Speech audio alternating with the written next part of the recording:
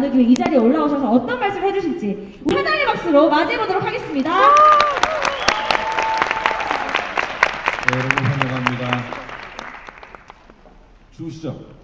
네. 사실 아침부터 기타를 떠달라고 부탁을 했는데 기타를 분명히 집어넣었는데 빨리 난방이 안 돼서 죄송합니다. 사실은 여러분들 이렇게 오래 연이어서 강의 들으려면 좀 추워야 좋을지가 않아요. 그런 뜻은 아니었는데 하여튼 죄송합니다. 우리 박기태 단장님 강의도 들으셨고 손미영 원장님 강의도 들으셨는데 제 강의는 좀 스타일이 틀린 강의가 될 것 같아요. 우리 손미영 원장님은 영어가 너무 좋으셨다 그랬죠? 전 영어를 너무 싫어했던 사람이에요. 정반대 사람이에요. 미국 가가지고 공부하기 위해서 할 수 없이 영어를 공부했던 사람이고 저는 미국에서 졸업한 다음날, 그러니까 졸업시간 다음날 비행기 타고 한국 들어왔어요. 그 이유 중에 하나가 영어로 먹고 살기 싫어가지고. 나 한국말 잘하는데 한국말로 먹고 살아야지 영어로 먹고 살려니까 너무 힘들더라고요. 그런데 어떻게 제가 다시 이곳에 총장으로 와가지고 영어로 먹고 살게 됐습니다. 사실 우리 직원들 중에서 제가 제일 영어를 못하는 사람인데 오늘 저는 여러분들하고 그런 얘기보다는 히스토리 메이커라는 제목을 잡아봤는데 학교 구경 다 못하신 것 같아서 제가 사진으로 먼저 띄워봤습니다. 우리 학교 아카데믹 빌딩입니다. 그리고 뒤에 보이는 높은 빌딩 2개, 아파트 같은 빌딩이 바로 기숙사입니다. 우와. 오른쪽에 2개 보이는 게 1인 1실 기숙사, 방이 1,300개 있습니다. 그리고 왼쪽에 조그맣게 보이는 요 건물이 2인 1실, 난 혼자 외로워서 못 삽니다 하는 사람들을 위해서 2인 1실 기숙사를 350개를 만들어서 합이 2,000명이 들어갈 수 있는 기숙사를 만들어 놨고요. 그리고 나는 정말 외로워서 나 혼자는 안 되고 결혼을 해서 살고 싶습니다 하는 사람들을 위해서 부부 기숙사, 2베드룸 아파트가 그 안에 28개가 들어가 있어요. 우리 대학원생들이 있어가지고 대학원생도 같이 들어와서 살 수 있도록 만들어 놨고 기숙사만 2,000개를 만들어 놓고 이게 좀 다른 측면에서 보는 우리 학교 빌딩이고요. 기숙사 보여주고 있고 여러분들이 와 있는 건물입니다. 오른쪽에 보이는 게 우리 강당이고 왼쪽에 보이는 게 학생회관입니다. 학생회관, 도서관하고 체육관이 있고 높이 서 있는 빌딩이 호텔 같은 거예요. 우리 게스트하우스라고 하는데 손님들 오셔서 주무실 수 있도록 외국 학생들이 많기 때문에 외국 학생들 부모들이 온다든지 컨퍼런스 같은 거 할 때 우리 귀빈들 와서 주무시게 만들려고 200개짜리 방을 만들어서 세워놨습니다. 어디죠?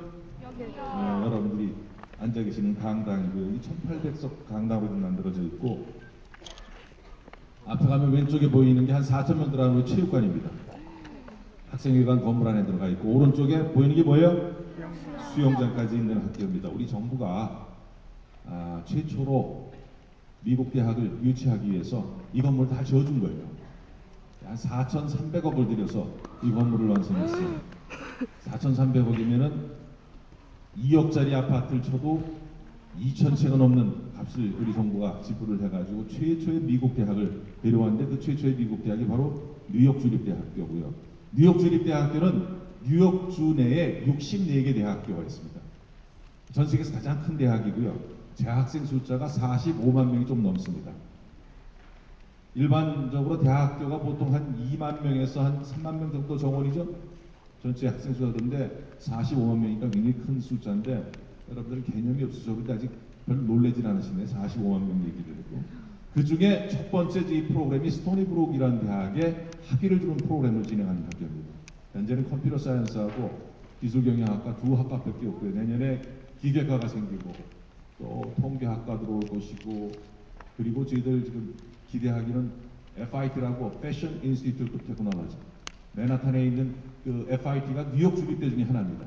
그래서 올 여름에 서티피케이트 과정을 시작을 하고 내년부터 지금 학기를 준비를 하고 있는데 시간이 좀 없습니다. 저희들이 준비를 하고 있고 그래서 저희 학교는 총 한 2,000에서 2,500명 칠 수 있도록 지금 시설이 마련되어 있고 현재는 공과대학만 있지만 이제 FIT, 패션 디자인 스쿨 비롯해서 그 다음에 저희들이 버펄러라든지 빙햄턴 또는 다른 뉴욕 주립대로 프로그램을 확대를 해가지고 다른 여러 개의 과들을 좀 저희들이 데려오려고 준비를 하고 있습니다.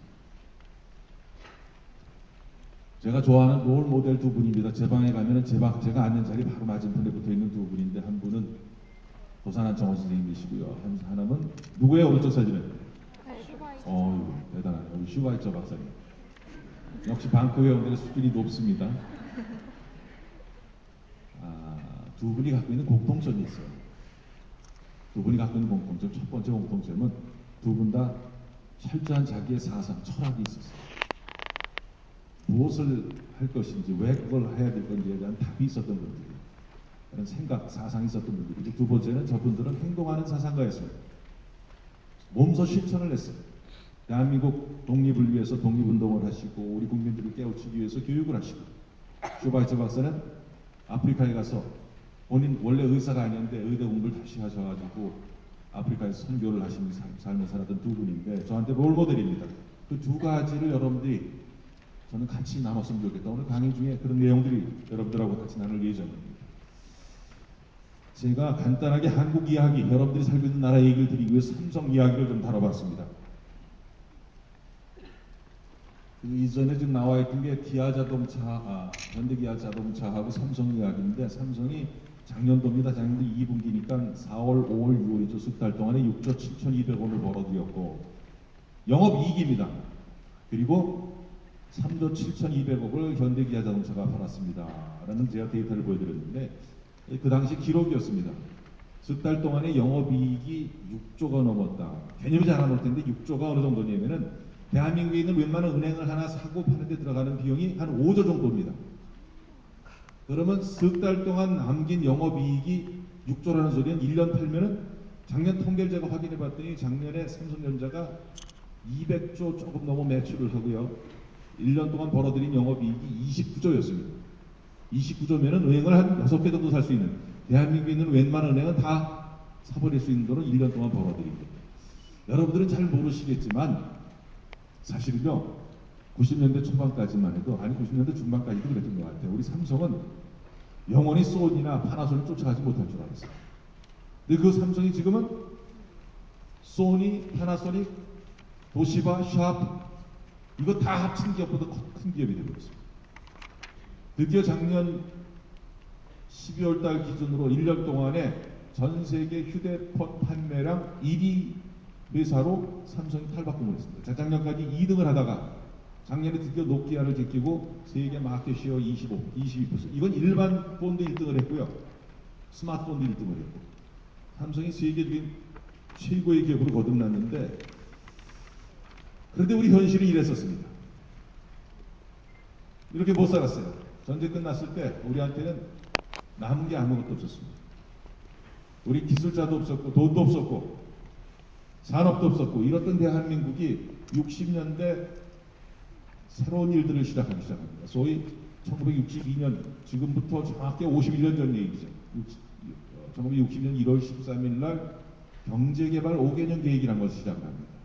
이걸 기점으로 해서 대한민국이 소위 산업이라는 것을 시작을 합니다. 지금 우리나라는 뭐 안 만드는 것 없이 다 만드는 나라가 됐지만 60년 초반까지만 해도 대한민국은 만드는 게 없었어요. 우리 박정희 대통령이 그 당시에 대통령으로서 시작할 때 우리나라 1인당 국민소득은 100달러가 안 됐었습니다. 지금 2만 달러가 넘는 나라가 됐습니다. 실질적인 소득, 그러니까 우리 물가나 여러 가지를 고려한 실질적인 소득은 우리가 거의 일본과 같은 수준입니다. 일본 사람들은 우리보다 국민소득은 높지만 물가가 비싸고 집값 비싸고 해가지고 결국 사는 건 우리 수준으로 살고 있고, 실질적으로 삶은 제가 객관적으로 비교를 해봐도 우리들이 더 잘 먹고 잘 사는 것 같아요. 그 정도로 대한민국은 세계적인 나라가 됐습니다. 자랑스러운 대한민국을 만들어주신 여러분 부모님들한테 그만 컴플레인 하시고 여러분 감사해야 돼요. 그래서 이제 대한민국 사람으로 사는 게 얼마나 자랑스러운가요. 저는 이곳에 오기 전에 건국대학교에서 그 당시 옛날에 장관을 4번이나 하셨던 오명 총장님을 제가 모시고 건국대학교 대외협력 부총장을 했었어요. 모실 때 바로 그분이 나온 모교가 뉴욕 주립대 스토니브룩입니다. 그 대학을 최초로 모셔오게 됐는데, 그분을 모시면서 부총장하는 3년 동안에 외국의 대통령을 3번이나 제가 만났어요. 만나도 잠깐 만난 게 아니라 길게는 1시간을 만나면서 그 대통령들의 한결같은 바람이 뭐냐면은 대한민국을 배우기 원합니다. 어떻게 세계에서 가장 못 사는 나라 중에 하나였던 대한민국 같은 나라에서 이렇게 잘 사는 나라로 변할 수 있었는지 그걸 알고 싶어 하는데, 우리 국민들, 여러분들 사실은 옛날 과거를 잘 모르니까 우리가 얼마나 못 살았는지 모르는데, 우리요 60년대 박정희 대통령이 그런 수목까지 당했었어요. 우리 그때 롤모델 국가 중에 하나가 필리핀이었습니다. 60년대 우리 필리핀이 담는 것이 굉장히 우리한테는 큰 롤모델이었어요. 필리핀이 우리가 얼마나 불쌍했으면 그때 우리를 위해서 지어준 건물 하나가 장충체육관이에요. 장충체육관 우리 지어놓고 나서 얼마나 감탄을 했는지 모릅니다. 어떻게 저런 건물을 지을 수 있나. 그랬던 대한민국이 지금 필리핀 보기를 어떻게 보고 있습니까? 그 당시에 대통령이 우리 국민들이 하도 먹지를 못하니까 먹을 것이 부족해가지고 좋은 벽시 품종을 구하기 위해서 필리핀 대통령 만나가지고 그 얘기를 했다가 거절당했었어요. 뒷얘기가 거절당하고 돌아오셔서 화가 나서 만든 것 중에 하나가 농촌진흥원입니다. 그래서 벽시 개발해가지고, 그러니까 여러분 부모님 어렸을 때, 여러분 부모님들이 여러분 나이였을 때는 먹을 것이 없어가지고 살기 어려웠던 나라가 바로 대한민국. 그런 대한민국이 현대기아 자동차 지금 세계에서 세 번째로 큰 회사입니다. 자동차 1등이 도요타고 2등이 복스바겐 독일 자동차고 3등이 미국 자동차가 아니라 한국의 현대기아 자동차. 어디 가서 이런 얘기하면 박수 치고 그러는데 여러분들은 감동이 안 오는 것 같아요. 여러분들, 우리는 우리 선배들로, 우리 부모들, 우리 할머니 할아버지의 덕을 입어가지고 이렇게 잘 먹고 잘 사는 나라에 살고 있어요. 근데 문제는 여러분들이 왜 우리가 얼마나 잘 먹고 잘 사는지 모르는 것도 있지만, 무엇이 대한민국을 이렇게 만들었고 왜 이런 현상들이 일어나는지에 대해서 여러분들이 전혀 내용을 알지도 못하고 있고, 그래서 오늘 저는 여러분들하고 왜 대한민국이 이렇게 부자 나라가 됐는가, 왜 삼성이나 현대기아 자동차, LG 이런 회사들이 세계적인 기업이 됐는가, 그런 원인을 좀 여러분들하고 같이 나눠보고 싶고, 또 이 시대가 안고 있는 문제, 세상을 살아가면서 여러분들이 안고 있는 문제가 뭐고, 이 문제를 해결하기 위해서 우리가 뭘 해야 될 것이고, 여러분들은 그 가운데 뭘 해야 될 것인가. 여러분들 대학생들도 있고 고등학생들도 있을 텐데, 대학교에 들어가서 또는 대학 졸업하고 내가 뭘 해야 됩니까? 왜 그것을 해야 됩니까? 에 대한 답을 찾을 수 있는 좀 길을 제시하고 싶어요. 여러분들 여기 오실 때 항상 전 이제 우리 학생들한테 그런 질문을 던지는데, 후반부에 그런 얘기 하겠습니다만은, 젊었을 때 내가 무엇을 할 것인지, 왜 그것을 해야 되는지의 답을 얻는다면 여러분 인생의 90%는 성공한 거예요. 여러분 그런 것들 답을 갖고 있습니까? 내가 뭘 하고 싶어요? 뭘 하고 싶은 저에 대한 꿈을 있는 사람들이 있는지 모르겠는데, 왜 그것을 해야 되는지에 대해서 질문을 던지면 그 질문이 답이 안 나오는 사람들이 대부분. 이 두 가지의 질문에 답을 할 수 있다면 여러분 인생 90% 성공한 겁니다. 오늘 여러분들하고 그것을 찾는 연습을 좀 하기를 원합니다. 우리 60년대에 이렇게 못 살았어. 70년대 들어와서 드디어 산업이라는 것을 시작을 합니다. 72년도에 우리가 조선산업 시작을 했었고, 73년도에 포항제철이 지어졌습니다. 그러니까 포항제철을 지을 때 일본 사람들의 도움을 받았었어요. 일본 사람들이 우리나라를 위해서 기술을 제휴하고 포항제철을 지어줄 때만 해도 일본 사람들이 생각하기에는 포항제철이 세계적인 기업이 될 거라고 상상도 안 했었어요. 아마 우리 포항제철이 일본 제철 회사를 이기고 세계 두 번째 큰 포항제철 회사가 될 거를 그 당시에 알았다면 아마 기술 주지 않았었습니다. 세계적인 기업으로 발전을 했고, 조선산업은 지금 30년, 72년도에 시작을 해가지고 30년이 되지 못해서 세계 1등을 해가지고 지금까지도 세계 1등으로 우리가 세계 제일 비싼 배, 좋은 배만 만드는 나라가 대한민국이 되어버렸습니다.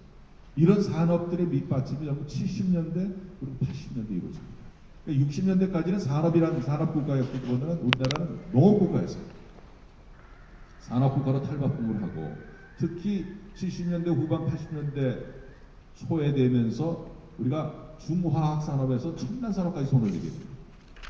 첨단산업을 하게 되면서 반도체에 손을 대고 자동차 산업을 손을 대고, 사실은 개도국, 그 당시엔 개도국도 아니죠. 후진국 입장에서는 그런 일들을 하기에 굉장히 벅찬 산업이었는데 우리는 그 일들을 감당을 해냅니다.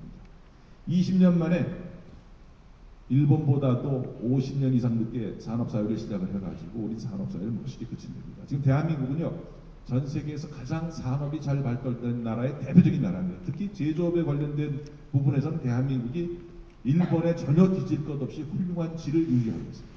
그 정도로 대한민국은 산업이 많이 발달될 나라고 여러분들이 잘 아는 미국만 해도 대부분의 제조업을 포기를 했습니다. 70년대, 80년대 대표적인 게 여러분 미국 제품 TV 보셨어요? 미국에서 만드는 냉장고 보셨어요? 이제 미국 시장에서 1등 TV, 1등 냉장고가 다 삼성 제품이고 LG 제품이 되겠습니다. 그 정도로 미국은 대부분의 제조업을 포기를 하고 70년대, 80년대, 20년 동안 이런 것들을 포기하고 이제 와서 다시 제조업을 재건하겠다고 하는 것이 미국 사람들의 생각입니다. 그 정도로 대한민국은 이 70년, 80년, 20년 동안의 제조업의 기본을 다 완성합니다. 그리고 대한민국 90년대를 맞이하는데 중요한 사건이었습니다. 이 70년대, 80년대 기가 막힌 기초를 놨기 때문에 우선 오늘의 대한민국에 오늘이 있을 수 있었고요. 90년대 들어서면서 우리나라가 소위 지식 기반 사회라는 것을 시작을 하는데 미국과 어깨를 나란히 시작을 합니다. 우리가 산업 사회는 유럽의 선진국들보다는 200년 이상 늦었고요. 일본보다도 50년 이상 늦게 출발을 했는데 지식 기반 사회에 많은 우리가 선진국들과 어깨를 나란히 하면서 시작을 합니다. 지식 기반 사회는 여러분들이 쓰고 계시는 지금 휴대폰, 인터넷 다 지식 기반 사회 산물입니다. 근데 이 지식 기반 사회 문열이 역할을 했던 것이 PC였습니다. 지금 PC들보다는 전부 요새는 노트북 쓰고 계시고 전부 아이패드 쓰고 계시고 그러시죠? 그런데 이 지식 기반 사회 문열 역할을 했던 것은 PC가 대중화되면서 시작된 겁니다. 90년도 2월 달에 마이크로소프트사에서 윈도우 버전 2.0이 나오게 되면서 지식 기반 사회가 문이 확 열립니다. 90년대 2월 달 대부분 여러분 부모님들 여쭤보세요. 언제부터 PC를 썼냐 하면은 90년대 초가 맞습니다. 전 세계가 비슷한 수준의 선진국들이 비슷한 수준의 PC를 쓰고 95년, 96년, 97년, 98년이 되면서 인터넷이 대중화됩니다. 지금 여러분들이 자유롭게 쓰고 있는 인터넷이 대한민국은 95년도에 들어와가지고 97, 8년에 대중화가 이루어집니다. 특히 97년도, 8년도까지만 해도 우리 인터넷은 속도가 들어가지고 동영상을 보기가 굉장히 힘들었었는데 98년도 우리나라가 세계 최초로 초고속 인터넷 상용화 서비스를 시작합니다.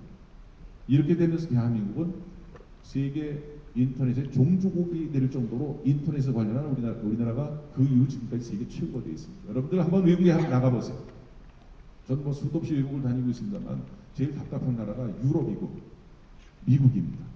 가장 잘 사는 나라가 호텔에서도 인터넷 서비스를 받으려면 우리 수준을 쫓아가지 못합니다. 작년에 미국 CNN에서 벌써 재작년이 됐네요. 재작년에 뉴스에 나왔던 퀴즈였습니다. 여러분 한번 풀어보시길 바랍니다. 대한민국 가정에 들어오는 인터넷 평균 속도와 미국 가정에 들어오는 인터넷 평균 속도의 차이는 몇 배일까요? 이게 미국 CNN의 뉴스에 나왔던 퀴즈였습니다. 1번 똑같다, 2번 4배, 3번 40배, 4번 400배. 꼭 한 번은 손을 들어야 돼요. 1번 똑같다. 2번 한국이 4배 빠르다. 한 명. 이렇게 없어. 3번 40배 빠르다. 여기가 주로 많이 들어오고. 4번 400배다. 요 400배 든 사람은 통밥이 굉장히 강한 사람들이에요. 눈치가. 강의하는 사람의 의도로 봐서 400배가 맞을 것 같다 해가지고 답변을 한 사람들이야. 마음속에는 40배 같은데. 그렇지? 400배가 정답입니다. 우리나라가 이제 우리가 퀴즈를 냈으면 거짓말이라고 할 텐데 CNN, TBS는 퀴즈였어요. 우리가 400배 빠른 인터넷 속도를 갖고 있는 나라입니다. 여러분들은 그런 서비스를 즐기고 있고요.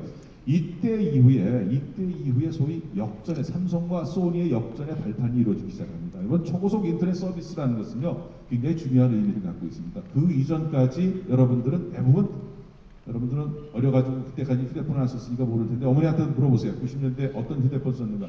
다 아날로그 휴대폰을 썼어요. 지금 여러분들이 쓰고 있는 것은 100% 디지털이에요. 이제 아날로그가 뭔지 여러분들 모르십니다. 심지어 TV 방송까지도 작년 연말을 기준으로 해서 다 디지털 방송으로 전환이 되어버렸어요. 결론적으로 얘기를 드리면 지금 이 시점에 만약에 아날로그 시대가 계속됐었다면 우리 삼성은 소니 못 이겼습니다. 우리 현대기아자동차는 일본의 닛산 자동차나 혼다 자동차 못 이겼어요. 미국 자동차에서 못 이겼을 겁니다. 새로운 시대가 오면서 새로운 시대를 준비했었던 우리 기업들이 역전의 발판을 만들어가지고 드디어 97년도, 8년도에 시작된 이 디지털 시대 덕분에 2005년 7월 달에 삼성이 소니를 처음으로 역전을 합니다. 그리고 나서 삼성과 소니의 격차가 벌어지기 시작해가지고 아까 말씀드렸듯이 소니보다 지금 4배 큰 회사 이상이 됐고 일본의 5대 가전 회사를 다 합쳐도 우리 삼성보다 조그만 회사가 되어버렸습니다. 역전이 벌어지고 여러분 굉장히 중요한 의미를 갖고 있습니다. 새로운 시대, 지식 기반 사회가 되면서 얼마든지 2류, 3류 기업들이 1류 기업으로 역전을 할 수 있는 기회가 만들어졌답니다. 또 반대로 그런 생각을 하게 되면 우리는 언젠가 이렇게 이런 속도로 나가다 보면 중국으로부터 추월을 당할 수가 있습니다. 우리가 일본을 추월을 했듯이 중국이 우리를 추월할 수 있는 일들이 벌어질 수 있는 그런 위기 속에 처해 있는 것이 우리 현실입니다. 이런 현실 속에 우리가 이걸 어떻게 극복할 것인가 이야기를 좀 나누고 싶고요.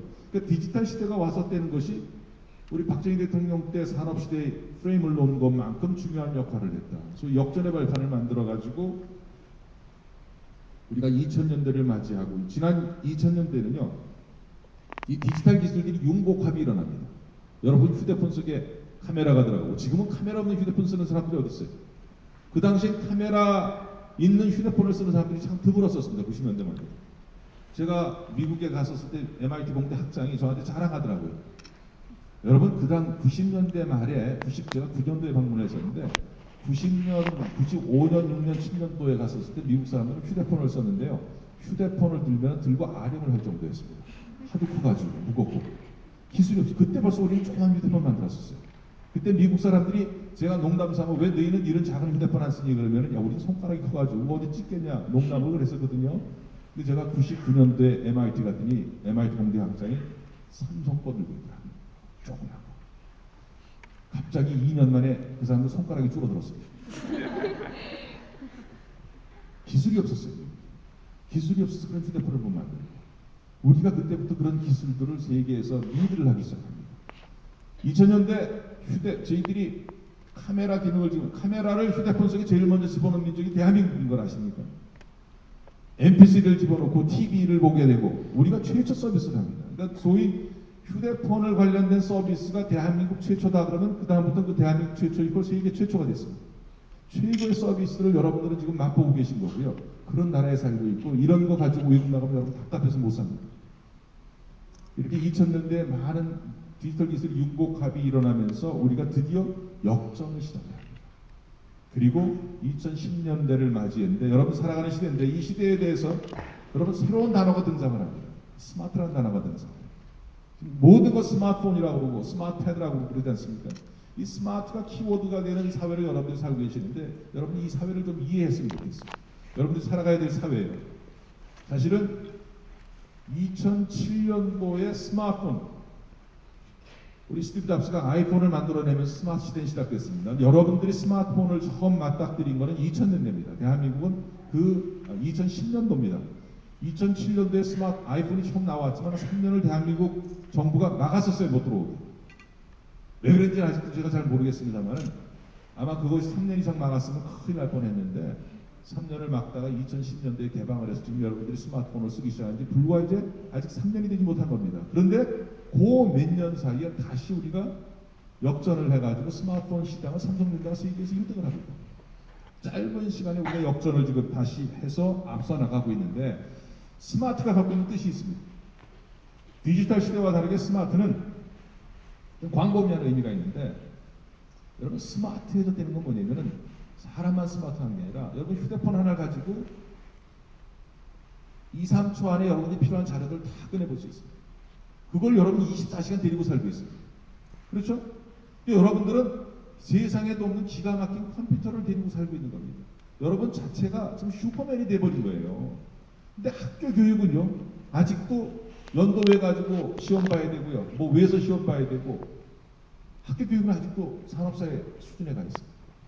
사실은 학교 교육이 바뀌어야 돼. 필요한 자료들 다 여러분 검색을 해서 찾아볼 수가 있는데 왜 아직도 우리는 그런 수업을 받아야 됩니까? 사실 저희 학교는 그런 맥락에서 다른 차원의 출발을 시작합니다. 제가 후반부에 우리 학교 수업 과정 조금 소개를 해드릴 텐데 이제 교육도 바뀌어야 되고 세상이 너무 바뀌었습니다. 어찌터 가고 있습니다. 우리 인간은 슈퍼맨이 됐는데, 휴대폰 하나 가지고 슈퍼맨이 되는 세상이 됐는데, 그리고 모든 기능에 이제 소위 인터넷 기능이 들어가게 되었습니다. 요 말은 먼지만한 칩을 세상에 틀어놓고 여러분들 필요한 자료들을 다 가지게 되고, 여러분 여기 와 있는 거 휴대폰만 틀어놓으면은 여러분 오감 외에 뭐 하나를 더 갖고 있는 줄 아세요? 위치라는, 여러분 위치를 누구나 파악할 수 있는 위치 서비스를 계속 받고 있습니다. 세상에 존재하지 않는 일들, 모든 기능 속에 소위 인터넷 기능이 들어가면서, 모든 사물에 인터넷 기능이 들어가면서 수도 없는 서비스들, 산업들이 앞으로 만들어질 것이다. 그런 세상에 필요한 것들은 지금 여러분들이 알았던 그런 지식들이 아닙니다. 이 세상에 필요한 일들을 해야 될 텐데, 그런 부분 제가 후반부에서 조금 더 다루도록 하겠습니다. 자, 이런 시대가 되면서 우리한테 큰 두 가지 문제가 존재하게 됩니다. 이 두 가지 문제가 우리가 풀어야 될 숙제입니다. 이번 대통령 선거할 때도 똑같은 얘기가 나왔었고요. 이 두 가지 문제에 대해서 오늘 여러분들한테 질문을 던지고 같이 답을 찾아갔으면 좋겠습니다. 첫 번째 문제는 성장에 관련된 문제입니다. 좀 어려운 문제인데, 지금 우리나라 경제 성장 1년의 성장률이 얼마나 되는지 혹시 아는 사람들이 있습니까? 우리 60년대, 70년대 성장률 아는 분들 있어요? 우리나라는 평균 10% 가까운 성장을 매년 해왔습니다. 그래서 100달러도 안 되는 국민소득이 2만 달러를 넘겨버렸어요. 1962년도 51년 전에 우리 수출 액수가 5,500만 불이었습니다. 5,500만 불이 개념이 다 나올 텐데, 작년 수출 액수가 5,482억 달러입니다. 정확하게 50년 만에 10,000배가 늘어났습니다. 어느 전 세계 어떤 나라가 수출이 10,000배가 늘어납니까? 50년. 그렇게 대단한 나라로 대한민국이 변했고, 이렇게 잘 사는 나라가 됐는데, 이제는 그 성장이 우리도 멈춰가고 있어요. 성장률이 2%, 3%이게 간신히 3% 채우고 있고, 올해 성장률을 3% 이하가 될 거다. 성장률이 뭐 그렇게 중요한 겁니까? 여러분 1% 경제 성장을 해야 일자리가 6만 개에서 7만 개가 생깁니다. 대학생들 많이 계실 텐데 제일 고민 중에 하나가 대학 졸업하고 내가 취직할 일자리 아닙니다. 이 일자리가 얼마나 부족하냐면요, 지식기반 사회가 생기면서 지금 문제가 되고 있는 유럽들, 스페인 같은 경우에는 여러분들 나이의 청년들 일자리 2명 중에 1명 이상이 일자리가 없습니다. 51%입니다. 그리스가 40%가 넘었고, 이태리가 30%가 넘었고요. 곧 저 나라들도 이대로 방치하면 40%, 50%가 갈 거예요. 이게요, 훗날 우리 이야기가 될 것입니다. 여러분들 졸업하는 순간에 2명 중에 1명이 취직할 수가 없습니다. 그런 현실이 올 텐데, 성장을 만들어내지 못하면, 새로운 성장을 만들어내지 못하면서 일자리가 만들어지지 못하면은 전 세계가 어마어마한 문제를 맞닥뜨리게 될 것이다. 이게 우리가 안고 있는 제일 큰 문제입니다. 이런 일자리를 만들어내가지고 새로운 성장을 이끌어내지 못하면 안 되는데, 문제는 선진국들을 통해서 이런 성장을 이끌어내는 것은 이제 한계와 버렸습니다. 일본이, 미국이, 유럽이 3% 이상 경제 성장을 할 수가 없습니다. 사실 3%면 지로 성장이나 마찬가지예요. 물가가 오르고 이런 것들을 고려하면 사실 성장 안 하는 거예요. 근데 3% 이상 성장을 하면서 세계 경제를 주도할 수 있는 원동력이 있어야 될 텐데, 이 원동력이 지금 존재하지 않는데, 중요한 거는 이 원동력을 가지고 있는 키를 우리 대한민국이 갖고 있습니다. 우리 대한민국이 그것을 해결할 수 있는 능력이 있고요. 난 여러분들이 오늘 그것을 배워가지고 여러분들이 거기에 같이 동참하기를 희망을 합니다. 후반부에 제가 답을 드리도록 하겠습니다. 자, 일자리가 부족해지는 것 문제 정도가 아니라, 이제 두 번째 문제는, 여러분 부모님한테 한번 여쭤보세요. 엄마 아빠 때도 저처럼 살았어요? 엄마 아버지 때는 여러분처럼 심각한 경제가 아니었어요. 특히 여러분 할머니 할아버지 때는 더 그랬고요.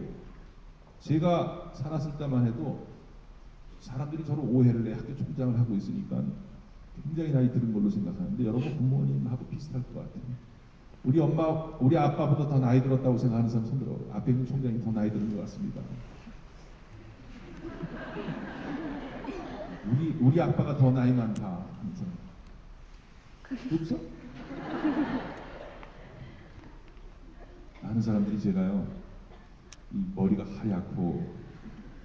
하얗기만 해도 괜찮은데 머리가 없으니까 제 나이를 굉장히 많이 보는, 어디 가면 제 나이를 한 66세, 67세 이렇게 되는데, 이따 사진 찍는 거 하면 다 저랑 사진 찍은 사람들 있죠? 가까이 와서 보면 피부는 괜찮아요. 제가 이제 올해 우리나라 나이로 57살이에요. 왜 놀래? 제가 빨리 출세를 했어요. 빨리 출세를 해가지고 젊은 나이에 출세를 해가지고 여러분들이 잘 모를 거예요. 낙하산 인사라는 얘기 들어봤어요? 제가 낙하산 인사의 대표였어요. 제가 DJ 대통령 과학기술 특별보좌관을 했던 사람입니다. 그래가지고 대통령 되시고 나서 정권이 바뀌고 나니까 정신을 못 차리길래 제가 이력서 하나 끼워가지고 42살 나이에 산자부 산하의 연구원 원장을 시작을 했습니다. 말도 안 되는 얘기죠. 지금 생각하면 말도 안 되는 얘기인데 최연소 원장 기록을 제가 갖고 있고요. 그래서 한번 젊은 나이에 제가 남들이 해보지 않는 도전을 해봤습니다. 이 연구소의 색깔을 만들겠다 해서 그 연구원을 평택에 있던 걸 제가 분당으로 끌어올리고 그 연구원 이름이 전자부품연구원입니다. 지금도 있습니다. 대한민국에서 아마 세 번째 큰 연구소일 거예요. 지금. 연구원 숫자만 한 7, 800명이 되고 있고 그 연구원을 제가 경영을 하면서 나름대로 그 속에 철학을 심었어요. 소위 제가 아까 던졌던 무엇을 할 것인가, 왜 그걸 해야지, 그 질문이 제가 던졌던 첫 번째 질문이었습니다. 우리 간부들 만나가지고 42살짜리 기관장, 우리 지금 방패 박 단장님 나이 때 제가 연구원장이 된 거예요. 기사가 있고 비서가 있고. 그런데 제가 저보다 나이 많은 간부들한테 던졌던 첫 번째 질문이 그겁니다. 이 연구소 왜 만들었습니까? 이 연구소 무엇하는 연구소입니까? 여러분 그분들이 질문하더라고요. 우리 국가가 우리 세트 기업들이라고 제가 얘기하는데 삼성이나 LG 같은 기업들이 부품을 소재를 갖다가 수입을 쓰다 보니까 돈이 안 나는 데는 소재 만들고 부품 만드는 회사들이 돈을 많이 버는데 그것들을 해결하기 위해서 이런 연구소를 만들었습니다. 제가 두 번째 질문을 던졌어요. 그래서 우리한테 도움받은 기업들이 얼마나 있습니까? 그 수도 없는 부품 기업들 얘기를 하더라고요. 한 번 더 질문을 던졌습니다. 우리 연구소 때문에 돈을 버는 기업이 얼마나 있습니까? 근데 아무 대답을 안 왔습니다. 여러분, 항상 본질이라는 게 있습니다. 어떤 기업이든지, 우리 학교 교육도 마찬가지입니다. 본질이 뭔가? 기업들을 도와주라고 했다. 근데 기업들을 뭘 도와줘야 되는 겁니까? 기업들이 돈을 벌 수 있도록 도와줬어야 되는데, 기업들이 돈을 벌 수 있도록 도와주지 못했던, 우리 때문에 돈을 버는 회사가 없었다는 소리, 아무리 기술 이전을 많이 해줬어도 우리 잘못한 거예요. 그래서 돈을 버는 기업들을 나올 수 있도록 해야 됩니다. 그래서 제가 연구원장 되고 나서 R&D를 못하게 했습니다. 연구소는 R&D를 하는 연구소인데요. 제가 연구원장 되고 나서 R&BD를 하게 했습니다. PD, Research and Business Development. 그러니까 돈 되는 연구를 하십시오. 돈 안 되는 연구 하지 마십시오. 돈 안 되는 연구할 사람들 빨리 학교로 돌아가시든지 딴 연구소로 가시고 나 하고 있는 동안에 돈 되는 연구만 합시다. 우리 연구소만의 특징입니다. 그래가지고 돈 되는 연구만 싸움을 하다가 보통 연구원장은 한 번 하고 관두는 데가 두 번을 하고 또 두 번 하면 최고 했는데 제가 세 번을 해가지고 9년을 했습니다. 제가 40대는 연구원 원장만 하고 9년 끝내고 바로 건대 부총장을 갔었거든요. 건대 부총장을 갔는데 부총장 갔는데 학장들이 전부 저보다 나이가 많아가지고 3년 동안 그분들도 고생을 하고 저도 고생을 했어요. 학교 가서 똑같은 일을 했습니다. 제가 가서 기존의 교수님들이 하지 못하는 것들, 기존에 누구도 생각하지 못했던 일만 골라서 했어요. 3년 동안 제가 아마 건대 따준 연구비를 제가 나중에 평가를 해봤더니 485억어치를 제가 따지고 왔거든요. 3년 동안 보급 얼마 받았겠습니까? 다 합쳐봐야 그거의 10%도 안 됐을 텐데 485억의 연구비를 따주고, 근데 그냥 그 연구비를 따준 게 아니라 건국대학교에 가면은 독일의 프라운호프 연구소가 들어와 있는데 미국의 MIT 내에 처음 외국 연구소를 만들었고 두 번째 만든 게 서울대도 아니고 카이스트도 아니고 건국대학교에 만들었어요. 어떤 그런 시도들, 무엇을 해야 되는지 왜 해야 되는지에 늘 질문을 던지면서 해왔고, 우리 이 시대를 살아가면서 똑같습니다. 우리가 어렸을 때는, 저희가 어렸을 때만 해도 이렇게 잘 먹고 살 수가 없었는데 우리는 여러분들보다 훨씬 행복하게 살았어요. 근데 이렇게 잘 먹고 잘 살게 나라가 됐는데 여러분들이 다 행복을 잃어버렸어요. 여러분만 잃어버린 게 아니라 여러분 부모님들도 그렇고 여러분 할머니 할아버지도 그렇고 다 불행하대요. 다 기쁘지가 않대요. 이거 어떻게 된 문제입니까? 이 행복한 삶을 되돌리지 못하면 우리 인생 잘못된 거예요. 그러니까 잘 먹고 잘 살면서 행복하게 살 수 있도록 우리가 만들어줘야 된다. 어떻게 이것을 가능합니까?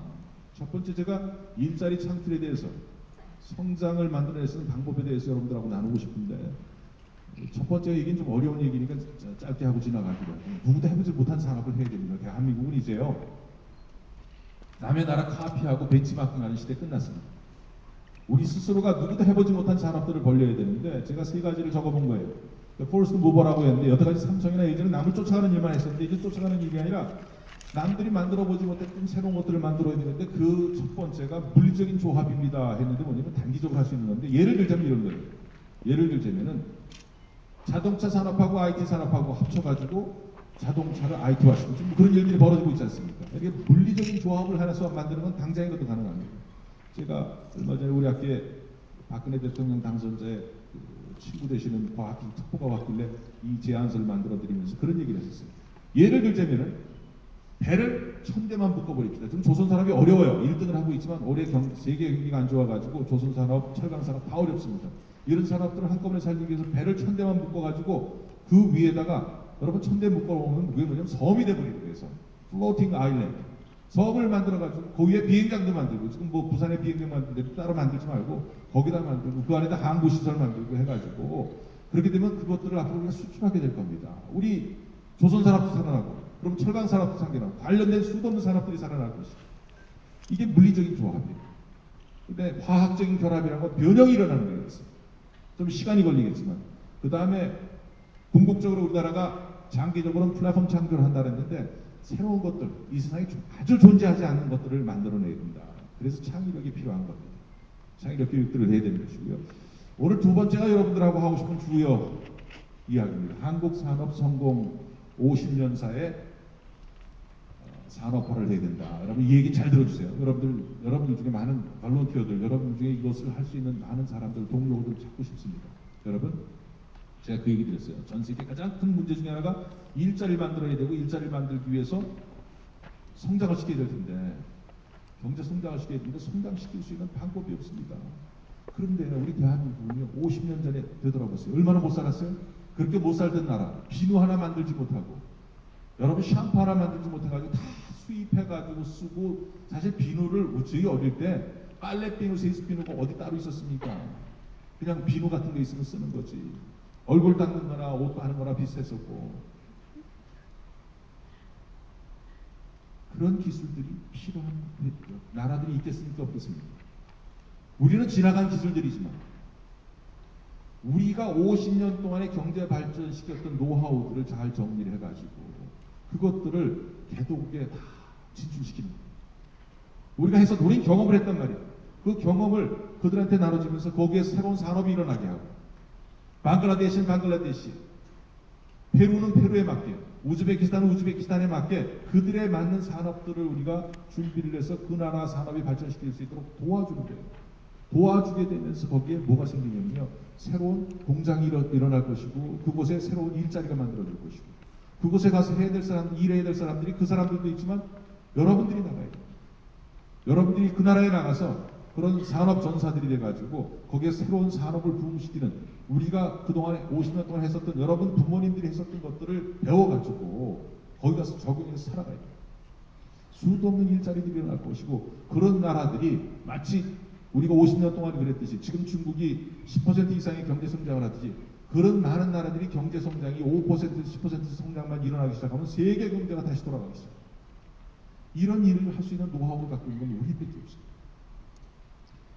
1945년 이후에 독립한 나라 110개 나라 중에서 이런 경제적인 성장을 이룬 나라, 거기다가 정치적인 민주화까지 같이 이룬 유일한 나라가 대한민국입니다. 이 노하우를 사실 여러분들한테 빨리 알려줘요. 여러분들은 모르고 있단 말이에요. 어떻게 누가 언제 뭘 했는지를. 저희 학교가 그 교과 과목을 지금 만들기 시작했어요. 저희 학교 기술경영학과에서 올해 그런 학생들을 뽑고 있습니다. 미국 대학은 9월달이 첫 학기입니다. 올해 3월달에 일부 뽑긴 했는데 9월달 학기 학생들 지금 뽑고 있는데 그 학생들 반은 개도국에서 옵니다. 오늘도 제가 우즈베키스탄에서 오는 학생 두 학생 합격 처리하라고 얘기를 했는데 한 학생은 고등학교 3학년 전 과정을 다 우리를 따지면 A+를 맞았어요. 그래가지고 전액장학 합격을 했어요. 전액장학금만 준 게 아니라 장학금과 생활비까지 줬습니다. 그들은 생활비가 없으면 와서 생활을 못해요. 여기 미국 대학이라 등록금이 비쌉니다. 1년에 한 2천만 원 내요. 2천만 원 내고 어떻게 공부를 합니까? 아마 그래도 뉴욕 주립대학이 미국에서 제일 싼 대학입니다. 미국의 캘리포니아 주립대학 제일 유명한 버클리 같은 데가 1년에 한 제가 알기로 4,500만 원 정도 합니다. 캘리포니아 주가 못 살기 때문에 학교에 학비를 많이 받기 시작했습니다. 그래도 뉴욕주는 형편이 나서 제일 싼 게 2천만 원. 자, 이 한국산업발달사를 우리는 여러분들한테 가리키고 여러분만 가리키는 게 아니라 앞으로 리타이어하는 우리 과학자들 또는 대기업에 근무했던 사람들한테 컨설팅 할 수 있는 능력들을 가리켜가지고 그분들을 그 나라에 보내려고 합니다. 새로운 산업을 일으키려고 하는 것이 첫 번째 생각이고요. 난 여러분들이 여기에 많이 참여 좀 했으면 좋겠다.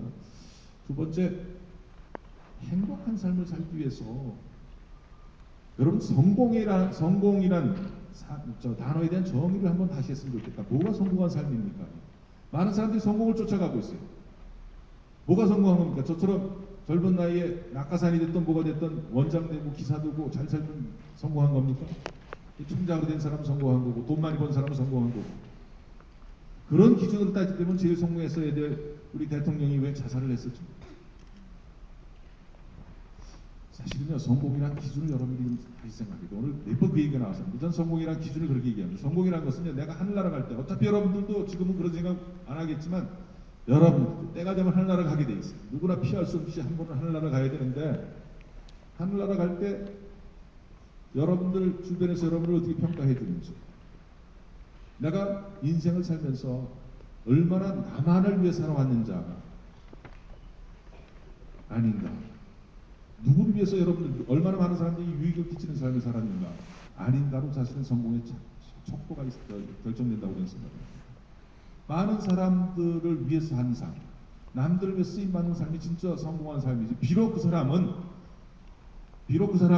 물질적으로 풍요롭게 살지 못했을지 몰라도 좋은 권력을 갖지 못했을지 몰라도 진정 행복하고 성공한 삶은 그 사람이 산 것이다.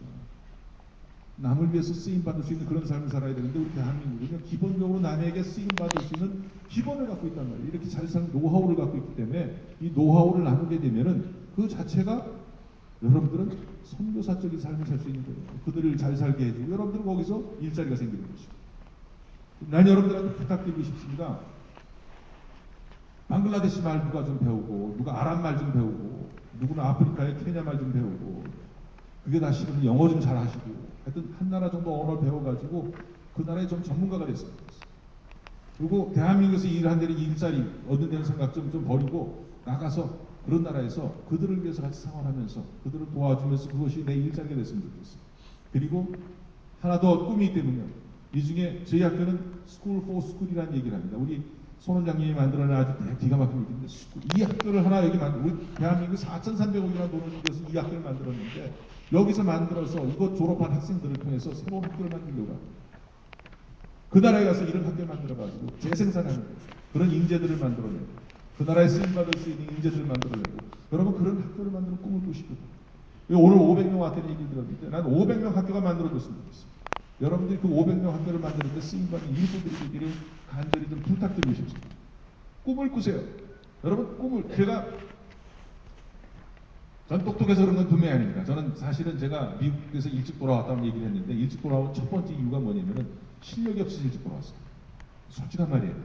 제가 박사학위를 만 나이로 28살에 받았어요. 많은 사람들이 봤을 때 28살에 박사학위를 받아서 대단한 사람이다 그러겠는데 저는 알았어요. 제가 얼마나 실력이 없는지. 도저히 미국 애들보다 실력이 부족해가지고 더군다나 제가 학교 다녔을 때 대학교 공부할 때는 학교에서 공부해 본 적이 거의 없어요. 저는 지금은 내 술, 담배를 안 합니다. 그 당시에는 제가 가는 술집은 흥했고 제가 안 가는 술집은 망했었습니다. 그 정도로 저는 술을 많이 마셨었고 저는 아마 지금 여러분들하고 같이 경쟁했으면 아마 저는 제가 서강대학교 나왔어요. 서강대학교 나왔는데 저는 고2 때부터 고2 수학여행 갔다 오는 순간부터 책을 손에서 놨습니다. 책과 술, 담배하고 바꿔버렸어요. 그래가지고 고2 때 성적을 가지고 전 대학교 여러분들처럼 그런 뭐 수능 보고 복잡하게 했으면 대학교 못 갔을 것 같아요. 저희 때는 그나마 본고사라는 게 있었어요. 영어, 수학, 과학 시험만 가지고 들어갈 수 있었기 때문에 본고사 시험만 가지고 저는 같은 사람입니다. 반에서 제가 30명, 50명 중에 35등까지 했었어요. 놀라지 마. 근데 저희 때는 반에서 중간만 하면 연고대를 갔었어요. 지금 이제 그런 학교들 있잖아요. 저희 때는 입학시험을 보고 고등학교를 들어갔기 때문에 그 당시 경기고등학교는 반에서 중간만 하면 서울대를 갔었습니다. 저는 경기를 못 나오고 그 학교를 떨어져가지고 2차 고등학교 같은 사람인데 반에 중간만 하면 연고대를 갔었는데 연고대를 못 간 거 보니까 중간을 못했죠? 어쩌다 제가 이렇게 신세한탄을 하게 됐습니까? 제가 가치관, 사명 얘기를 하려고 하는데 여러분 진짜 성공한 삶이라는 것은 훌륭한 가치관을 갖고 있고 진짜 무엇이 가치 있는 건가? 여러분 인생에 제일 목숨을 우려하는 가치가 뭡니까? 돈입니까? 게임이에요? 섹스예요? 권력이에요? 여러분 거기에 가치를 두시는 분들은 2류 인생, 3류 인생 사는 거예요. 실제 그 사람은 돈을 많이 벌었더라도 실제 높은 자리에 올라갔더라도 그 사람의 인생은 행복한 인생이야. 진짜 행복한 사람들은 올바른 가치를 찾아서 그 가치에 목숨 걸고 또 그 새로운 가치를 만들어내는 인생을 살아가는 것이 진짜 훌륭하고 멋있는 인생이지. 남들로부터 존경받는 삶. 사명인의 삶이라고 되는 그 얘기합니다. 사명이라는 게 무슨 뜻인 줄 아세요? 심부름 자체의 생명명자예요. 심부름 받고 태어난 목숨입니다. 여러분 이 세상에 올 때 여러분 어머니 뱃속에서 응애하고 태어날 때 여러분 태어나는 순간에 이 세상을 살면서 해야 될 일이 있는데 그 해야 될 일을 찾아가지고 그 일을 하며 살아가는 것이 사명감을 가지고 살아가는 거예요. 그 일이 뭡니까? 그 일 찾으세요. 그 일. 무엇이 여러분을 흥분하게 만드는 거죠? 그것이 돈이 돼서는 안 되고 그것이 섹스가 돼서는 안 되고 그것이 권력이 돼서는 안 되고 여러분들 보고 다 가난하게 살라는 게 아니고 여러분들 보고 다 낮은 자리에 있어야 되는 게 아니고 여러분 저처럼 이렇게 총장 자리를 하고 있고 또는 좋은 아파트에 살고 좋은 차를 타고 있는 거는 부속물로 쫓아오는 거예요. 그런 일을 하기 위해서 할 때 부속물로 쫓아와서 그런 자리에 앉게 되는 거고 그런 돈을 갖게 되는 것이지 이것이 우선이 돼서는 안 됩니다. 진정으로 내가 원하는 일을 하고 사명감에 맞는 사명 있는 일을 하게 되면 그때 여러분들 행복을 느끼시게 되는 겁니다.